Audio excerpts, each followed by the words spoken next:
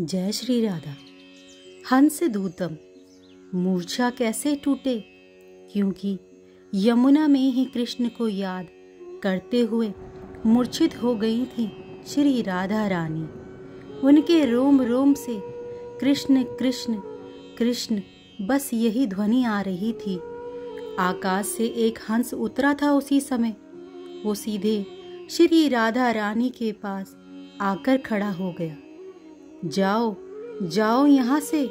सखियों ने उसे भगाना चाहा, पर नहीं, वो तो श्री राधा रानी को ही देखे जा रहा था। कौन है ये सखी, किस दिशा से आया है और हमारी लाडली को ही देखे जा रहा है। ललिता सखी ने सबको कहा, ये मथुरा से आया है, कृष्ण का संगी साथी होगा। तो क्या वहाँ मथुरा में कृष्ण हंस से खेलते हैं? और क्या मथुराधीश है? यहाँ की तरह गोपेश थोड़ी ही है। बंदर बछड़े गाय यही तो थे यहाँ उनके संगी साथी, पर वहाँ राजसी ठाट बाट है। हंस से खेलता है हमारा कन्हैया। ललिता उठी, पकड़ने को बढ़ी आगे।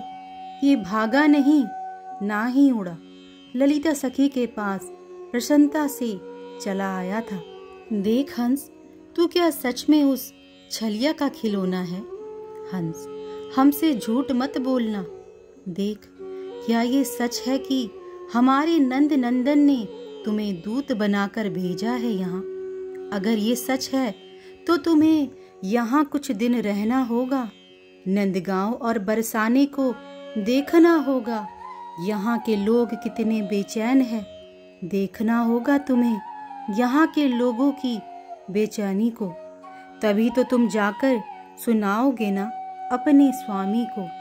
ललिता सखी हंस को देखती है, फिर अपनी स्वामिनी श्री राधा रानी को। देख हंस, देख, यही है तेरे स्वामी की स्वामिनी। देख इन्हें कैसी दशा बना दी है इनकी तेरे स्वामी ने। कहना उससे जाकर, हे वज्रना। इस तरह ललिता सखी ने अपने पास उस हंस को 7 दिन रखा। वही लेकर जाती थी नंदगांव, यशोदा को दिखाती, नंदराय को दिखाती। ग्वाल बालों की दिनचर्या, गोपियों का क्रंदन और श्री राधा रानी का वो महाभाव। वो हंस मथुरा का था। कृष्ण को यमुना में रोते हुए राधा राधा राधा कहते हुए वो सुन रहा था। हंस ये सब देखकर विचलित हो उठा और वहीं से उड़ता हुआ वृंदावन पहुंच गया था। 7 दिन तक रहा वृंदावन में वो हंस। ललिता सखी ने अब उस हंस को विदा करते हुए कहा, हे मथुरा के राजहंस, मेरी एक प्रार्थना है। अब तुमने जो जो देखा है, जो दशा है इस वृंदावन की, कृष्ण के वियोग में, वो सब जाकर कहना। लो, मेरे हाथों मोती खाओ। मोतियों का आहार देकर ललिता सखी ने उसे उड़ा दिया मथुरा के लिए। वो हंस बदल गया था वृंदावन में। उसको बस अब वृंदावन और श्री राधा यही सूझ रहा था। वो बोल भी रहा था, राधा राधा राधा। सांझ का समय हो गया है। सूर्य अस्ताचल की ओर जा रहे हैं। गोधूली वेला हो रही है। गवाच में खड़े कृष्ण वृंदावन की ओर निहार रहे हैं। रोमांच हुआ कृष्ण को जब हंस उड़ता हुआ कृष्ण के सामने आकर खड़ा हो गया। रोमांच इसलिए हुआ कि अपने लोगों की खुशबू से सराबोर था ये। कृष्ण भाव विभोर हो उठे थे जब राधा राधा राधा नाम उच्चारण करने लगा था। वो हंस अपनी गोद में रख लिया। उस हंस को कृष्ण ने और बड़े प्रेम से मोती खिलाने लगे थे। हंस, मेरे मित्र, क्या तुम सच में मेरे वृंदावन हो आए? क्या मेरी राधा तुमसे मिली? बताओ ना, वो ठीक तो है ना? और हाँ हंस, क्या उस मंडली में आज भी मेरी चर्चा होती है? मेरी प्राण वल्लभा के दिन कैसे कटते हैं? हंस, ये गुप्त बात है, किसी को कहना नहीं। मेरा तो इस मथुरा में बिल्कुल मन नहीं लगता। बस वृंदावन की याद आती रहती है। कैसा है मेरा वृंदावन, मेरे ग्वाल बाल कैसे है, मेरी मैया रो गए कृष्ण, मेरे बाबा, और हाँ मेरी गैया। बता ना हंस, सब कैसे है? तू भाग्यशाली है कि मेरी राधा को तेने देखा, और मुझे सब पता है ललिता सखी ने तुझे बड़ा प्रेम दिया है। उनकी गोद में बैठने का तेरा सौभाग्य। इतना कहकर अपने हृदय से लगा लेते हैं उस हंस को। हंस अब बोलता है। प्रेम की भाषा सब समझते हैं। वज्रनाभ हंस ने जो वर्णन करके बताया है वो अद्भुत है। महर्षि सांडिल्य ने कहा, हे मथुराधीश, मैं क्या कहूँ उस वृंदावन के बारे में। हंस ने बताना शुरू किया था। डूब जाएगा वृंदावन, उन गोपियों के आंसुओं की बाढ़ में डूब जाएगा वृंदावन। बचा लो केशव, बचा लो। आपकी मैया यशोदा अभी भी माखन निकालती है और नित्य आपकी प्रतीक्षा करती है। कोई लाख कहे कि उसका लाला अब नहीं आएगा वृंदावन, पर वो मानती कहाँ। आंखों से नहीं दिखाई देता उन्हें अब, क्योंकि आंसू बहुत बह चुके हैं।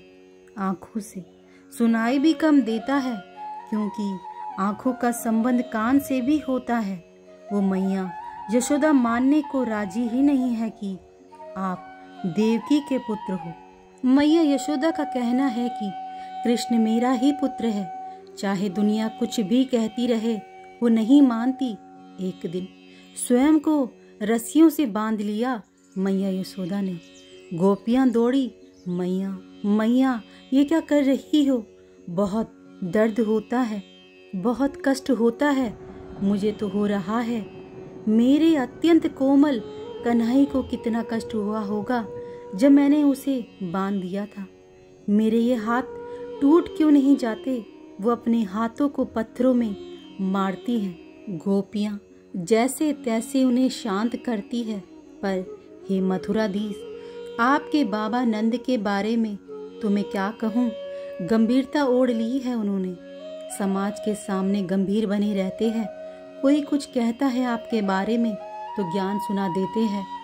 कौन किसका है?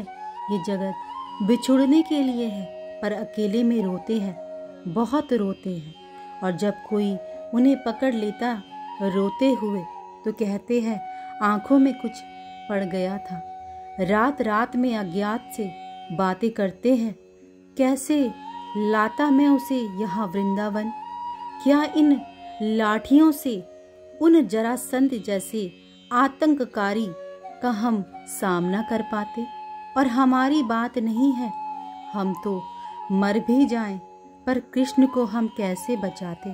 पूरा ब्रज मुझ बूढ़े को ही दोष देता है कि मैं क्यों नहीं लाया कन्हई को यहाँ। इतना ही नहीं, हे गोविंद, गोप ग्वालों की दशा तो और विचित्र हो गई है। वो रात रात भर सोते नहीं हैं। कब सुबह हो, कब सुबह हो, और सुबह होते ही चल देते हैं मथुरा की ओर। सांझ तक, कभी कभी रात में भी खड़े रहते हैं मथुरा की सीमा में। आया, वो धूल उड़ रही है, शायद उसका रथ आया। आज तो आएगा ही, मैं कह रहा हूँ आज नहीं आएगा। एक ग्वाले ने क्या बोल दिया, आज नहीं आएगा। बस सब लोग उसे पीटने लगे। क्यों? अशुभ अशुभ बोलता है। वो आएगा, वो आएगा। ऐसे ही ग्वाल बाल अपना समय बिता रहे हैं। इतना कहकर हंस चुप हो गया था। अश्रुओं से कपोल भीग गए थे कृष्ण के। हिलकियां चल ही रही थी। हंस और मेरी राधा इतना ही पूछ सके थे। श्री राधा, उनके बारे में मैं क्या कहूँ। कृष्ण कहते ही उन्हें उन्माद चढ़ जाता है, वो मूर्छित हो जाती है। हे कृष्ण, जब अकेले में मूर्छित हो जाती है वन में, तब तो स्थिति और विचित्र हो जाती है। सखियां उनके पास है नहीं और अकेले में उन्माद के कारण मूर्छित हो गई हैं। उस समय हिरनियां सब दौड़ पड़ती है और अपना घेरा बना लेती है। अपनी जीभ से चाटकर उठाती है श्री राधा रानी को। कितनी भाग्यशालिनी है वृंदावन की हिरनियां। कृष्ण रोते हुए कहते हैं, नहीं नहीं, कुछ नहीं, बस कृष्ण। श्री राधा रानी अब केवल तुम्हें ही पहचानती है। मोर कुटी जाती है, गहवर वन में बैठती है, सांकरी खोर में खड़ी रहती है, पर आप नहीं आते तो फिर रोना शुरू कर देती है। आश्चर्य, श्री राधा ही नहीं रोती, पूरा बरसाना रोने लग जाता है। वृक्ष पक्षी सब साथ देते हैं, सब रोते हैं। जब से आप आए हो वृंदावन से, तब से श्री राधा ने कुछ खाया नहीं है। हाँ, तुम्हारी कसम देकर कोई खिला दे तो खा लेती है, पर हे कृष्ण, कीर्ति रानी और ऋषभान जी बहुत दुखी रहते हैं। स्वाभाविक है, अपनी लाडली की ऐसी स्थिति देख कौन दुखी नहीं होगा।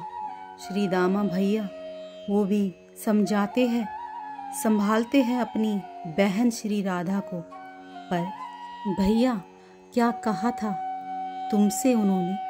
ये प्रश्न हजारों बार कर चुकी है, फिर भी राधा वो आएगा, उसने कहा था वो आएगा, फिर क्यों नहीं आए?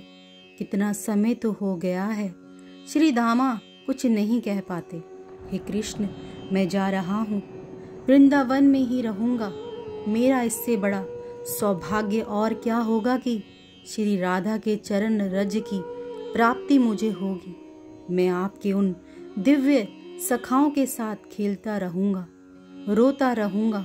आपकी सखियों के साथ मैया यशोदा मुझे माखन देंगी, मैं धन्य हो जाऊँगा। कृष्ण ने हंस को चूमा, उस प्यारे से हंस को अपने हृदय से लगाया, अपने गले से मोतियों की माला उतार कर उसे पहना दी। मैं जा रहा हूँ। पर फिर हंस रुका। मैं एक बात पूछना चाहता था। क्या पूछो हंस? कृष्ण ने कहा। आपने क्यों ऐसी दिव्य प्रेम की भूमि छोड़ दी?